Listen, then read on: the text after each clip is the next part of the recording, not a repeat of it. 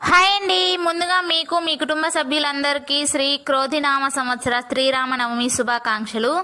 ఈరోజు మనము దేవుడికి నైవేద్యంగా పెట్టే ప్రసాదం పానకం వడపప్పు ఎలా చేసుకోవాలో చూద్దాం. ముందుగా వడపప్పు కోసం పెసరపప్పుని ఒకసారి వాష్ చేసుకొని వాటర్ పోసుకొని 2 hours నానబెట్టుకుంటే సరిపోతుంది. నెక్స్ట్ ఒక రోట్లోకి మిరియాలు 2 యాలకులు తీసుకొని బాగా దంచుకోవాలి మెత్తగా. ఇప్పుడు మనం ఒక బౌల్లోకి మనకు కావాల్సినన్ని నీళ్లు పోసుకోవాలి. పానకానికి ఎంతైతే కావాలో అన్ని. ఇప్పుడు ఇందులోకి 1 కప్పు వరకు బెల్లం వేసుకొని ఇప్పుడు ఇందులోనే బాగా కలిసేటట్టు కలుపుకోవాలి. నేను గరిటెతో కలుపుతుంటే ఇలా కాదు, నీట్గా చేతితో కలుపుకోవాలి, అలానే చేస్తారు గుడిలో అని చెప్పి చేతితో కలుపుతున్నారనమాట. ఇప్పుడు ఇందులోకి 1 చిటికెడు ఉప్పు వేసుకుంటే టేస్ట్ మైల్డ్గా ఉంటుంది. పానకం టేస్టీగా రావాలంటే ఒక చిన్న టిప్ అండి, ఏంటంటే చేతిని నీట్గా వాష్ చేసుకోవాలి, చాలా టేస్టీగా వస్తాయి. మా పానకం వడపప్పు రెడీ అయిపోయింది. మీరు కూడా ఒకసారి ట్రై చేయండి, చాలా బాగుంటుంది. Bye bye.